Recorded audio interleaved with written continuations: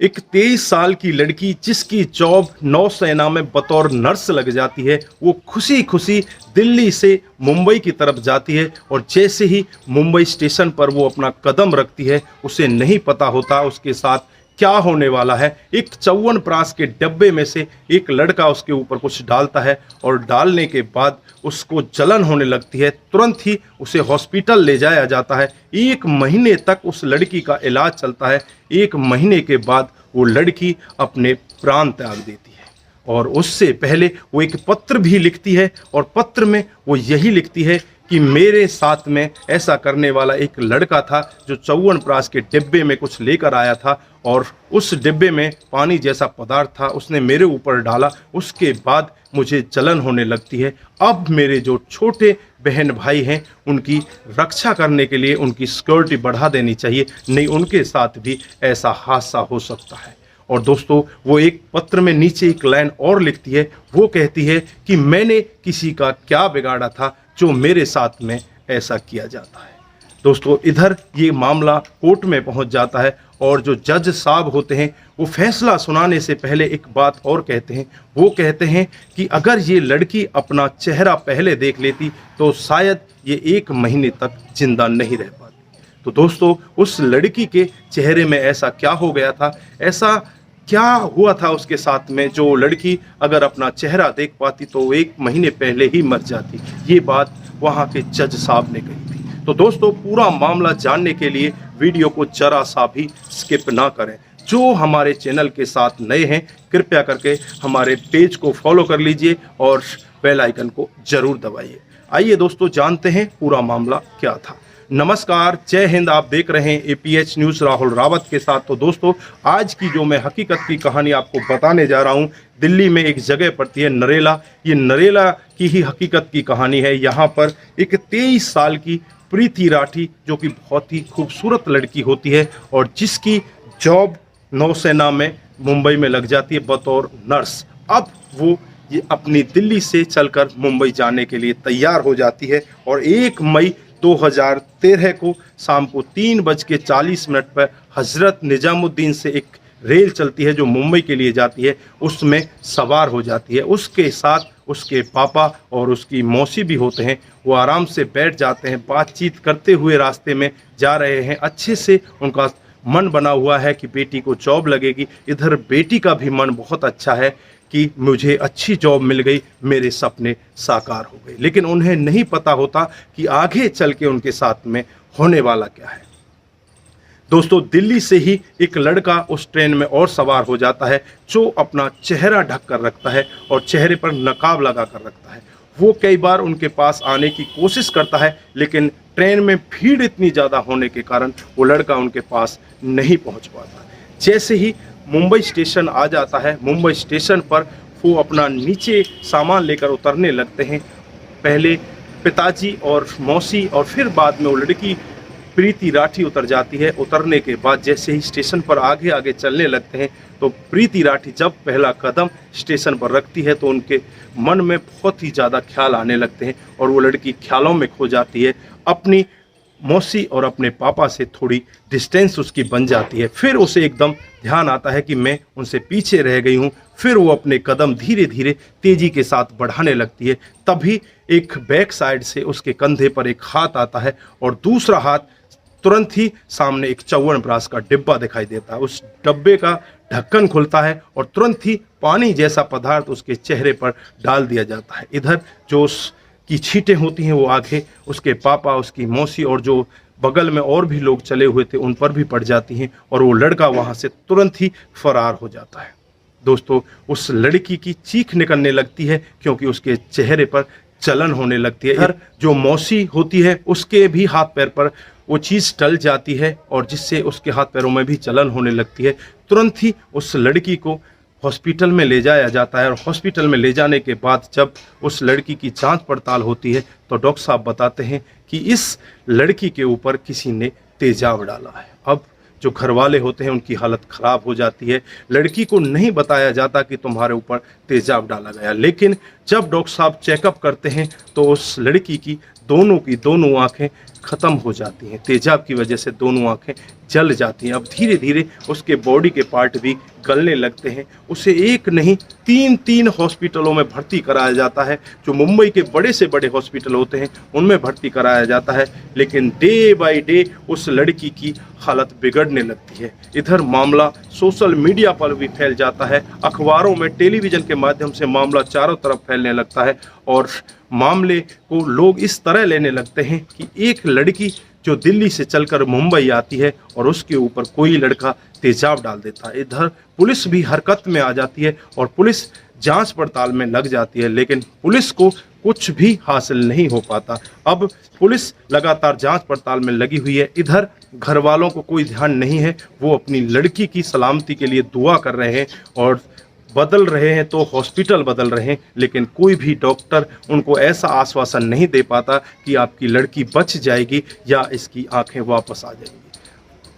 दोस्तों, वो लड़की परेशान हो जाती है, फिर रोते हुए अपने पिता से कहती है कि पिताजी मुझे एक कॉपी पेन दे दो, मैं कुछ लिखना चाहती हूँ और मेरी आंखों पर ये पट्टी कब हटेगी, मुझे एक बार बता तो दीजिए।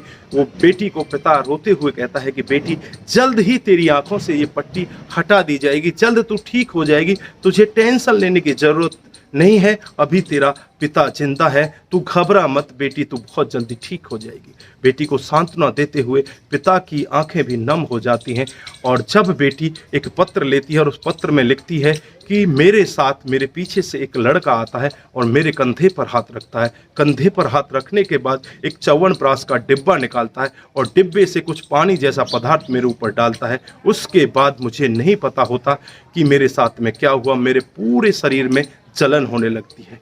फिर वो लड़की लिखती है कि मेरे जो छोटे भाई बहन हैं उनकी रक्षा भी जरूर करना है, उनकी सिक्योरिटी बढ़ा दी जाए, कहीं उनके साथ भी कुछ ऐसा हादसा ना हो जाए, क्योंकि अब वो लड़की समझ चुकी थी कि तेरे ऊपर जो पानी जैसा पदार्थ डाला गया था वो कुछ और नहीं, वो तेजाब था। उस लड़की की हालत बिगड़ती जाती है और उसमें नीचे एक लाइन और लिखती है कि मैंने किसी का क्या बिगाड़ा था जो मेरे साथ में ऐसा कर दिया। दोस्तों, वो नम आंखों से ऐसा लिखती है, लेकिन उसके आंसू भी दिखाई नहीं देते क्योंकि आंखों पर पट्टी बंधी होती है। अब लिखने के बाद जैसे ही अगला दिन आता है तो अगले दिन वो लड़की भगवान को प्यारी हो जाती है, वो लड़की मर जाती है। अब जैसे ही लड़की मर जाती है तो मामला एकदम सोशल मीडिया पर उछल जाता है, चारों तरफ हंगामा होने लगता है, रोड जाम होने लगते हैं। अब पुलिस भी हरकत में आ जाती है। पुलिस जैसे ही जांच पड़ताल करती है तो रेलवे स्टेशन पर एक बहुत पुराना सीसीटीवी उन्हें दिखाई देता है। सीसीटीवी में देखा जाता है कि एक नकाबपोश लड़का इधर से जाता हुआ दिखाई दे रहा है, लेकिन उस लड़के का चेहरा वो नहीं पहचान पाते क्योंकि 2013 में टेक्नोलॉजी इतनी अच्छी नहीं थी, कैमरे इस तरह के नहीं हुआ करते थे जो कि चेहरे को अच्छे से पहचान पाएँ। उसमें उस लड़के की पहचान नहीं हो पाती। अब पुलिस भी परेशान हो जाती है। अब पुलिस से मामला बढ़कर सीबीआई के पास चला जाता है और जैसे ही सीबीआई की एक टीम मुंबई से चलकर दिल्ली नरेला में पहुंच जाती है और नरेला में पहुंचने के बाद वहां से जैसे ही आसपास के लोगों से, घर वालों से, नज़दीकियों से, रिश्तेदारों से सबसे पूछताछ करती है, लेकिन कहीं से भी कोई क्लू उनको नहीं मिल पाता। अब पुलिस भी परेशान हो जाती है। वहीं पर पड़ोस में एक लड़का खड़ा हुआ था जो उनके घर से थोड़ी दूरी पर खड़ा हुआ था, जिसका नाम होता है अंकुर पवार। जब उससे पूछताछ की जाती है तो वो भी कुछ बताने के मूड में नहीं होता, वो भी ऐसे ही टाल मटोल करने लगता है, लेकिन उसकी जवान लड़खड़ाने लगती है। पुलिस को कुछ शक होने लगता है। इधर जो प्रीति की दोस्त होती है उससे पूछताछ की जाती है तो प्रीति की दोस्त बताती है कि ये मुंबई से जाने से पहले अंकुर पवार ने मेरी दोस्त से कहा था अगर तू मुंबई जाएगी तो मैं वहां पर तुझे देख लूँगा। अब पुलिस का शक और बढ़ जाता है और पुलिस उस लड़के की छानबीन में लग जाती है। उसकी कॉल डिटेल निकाली जाती है, लोकेशन ट्रेस की जाती है। तो जिस दिन का ये वाकया होता है उस दिन वो लड़का भी मुंबई में होता है, उसी जगह पर होता है। तो पुलिस का शक यकीन में बदल जाता है। उस लड़के अंकुर पवार को गिरफ्तार कर लिया जाता है और गिरफ्तार करने के बाद जब उससे पूछताछ की जाती है तो एक बहुत बड़ा खुलासा होता है। वो बताता है कि मैं इस लड़की से बेहद ही प्यार किया करता था, मैं इसके साथ में शादी करना चाहता था, लेकिन इसने मेरे से मना कर दिया। मैं तेरे से प्यार नहीं कर सकती, मैं तेरे से शादी नहीं कर सकती। दूसरी एक और वजह बताता है, वो कहता है कि ये पढ़ने लिखने में बहुत ज़्यादा होशियार थी और ये पढ़ लिख कर सरकारी जॉब में लग जाती है। इसका भी मैं बहुत ज़्यादा विरोध करता हूँ। मुझे अच्छा नहीं लगता कि ये लड़की सरकारी जॉब में लग जाती है और ये बेहद ही खूबसूरत होती है। अब ये सोचती थी कि मैं ज़्यादा खूबसूरत हूँ, इस वजह से मैं इससे शादी नहीं करना चाहती, इसलिए मैं इसके चेहरे को बिगाड़ देता हूँ। मुझे नहीं पता होता कि इसकी मृत्यु हो जाएगी।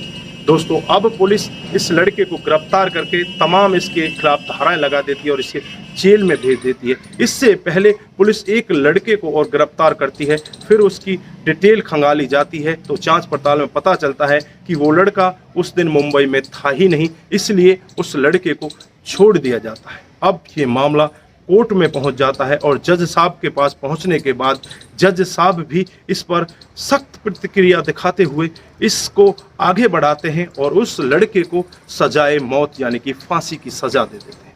फांसी की सजा सुनाने के बाद चारों तरफ अफरा तफरी मच जाती है। चारों तरफ सोशल मीडिया पर यह बात फैल जाती है कि तेजाब फेंकने वाले लड़के को पहली बार भारत में फांसी हो जाती है। दोस्तों, हालांकि बाद में उस फांसी को उम्र कैद में तब्दील कर दिया जाता है और जज साहब ये फैसला सुनाते सुनाते खुद भी भावुक हो जाते हैं और वो एक चीज़ और बोलते हैं। वो कहते हैं, अगर ये बेटी अपना चेहरा पहले देख लेती तो शायद ये 1 महीने तक जिंदा नहीं रह पाती।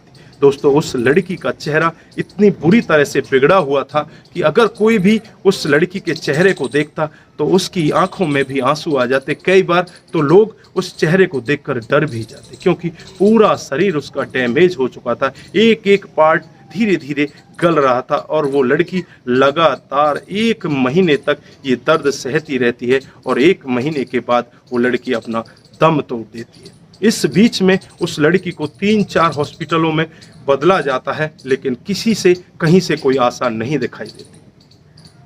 दोस्तों, उस लड़की के मरने के बाद ये मामला पूरी तरह फैल जाता है। जज साहब भी अपना फैसला सुना देते हैं, लेकिन लोगों को फिर भी ऐसा लगता है कि इसे जो सज़ा मिली है वो कम मिली है। जो जज साहब ने पहले फैसला सुनाया था फांसी की सज़ा, वो उचित था, लेकिन अब जो फैसला बदला गया उम्र कैद में, वो फैसला कम है क्योंकि उस बेटी ने कितना सहा, 1 महीने तक कितना दर्द उसको हुआ होगा। वो तिल तिल करके मरती है, 1 महीने तक एक एक पार्ट उसका ऐसे जलता है जैसे धीरे धीरे उसे अग्नि में फूका जा रहा हो। दोस्तों, उस माँ बाप का क्या हाल होगा जिन्होंने अपनी बेटी को 1 महीने तक तिल तिल करते हुए मरते देखा था। वो माँ बाप भी रो रो कर टूट जाते हैं। पवार ने किया वो सही था या गलत था? दोस्तों, उसे ऐसा करने में उसके हाथ पैर जरा से भी नहीं कांपे कि एक लड़की के पूरे जीवन को तो खराब कर रहा है। दोस्तों, ऐसे लड़के को जो सजा हुई उसमें लोग वागों का कहना है कि वो कम है, उसे तो फांसी की सजा ऑन द स्पॉट होनी चाहिए थी, लेकिन उसमें उसे जो उम्र कैद की तब्दीली की गई है वो कहीं ना कहीं कम है। तो दोस्तों, आपके क्या विचार हैं? दोस्तों, ऐसी घटनाएं हमारे समाज में, हमारे देश में हो जाती हैं जो अंदर से हमें झकझोर देती हैं, अंदर से हमें हिला देती हैं। ऐसी घटनाओं का सामना करना भी बहुत बड़ी बात है। दोस्तों, ऐसी घटनाओं को किस तरह से रोका जा सके, अगर आपके पास कोई विचार है तो अपने विचार कमेंट बॉक्स में जरूर बताइएगा। दोस्तों, आज के लिए बस इतना ही, फिर मिलते हैं किसी नए मोड़ के साथ।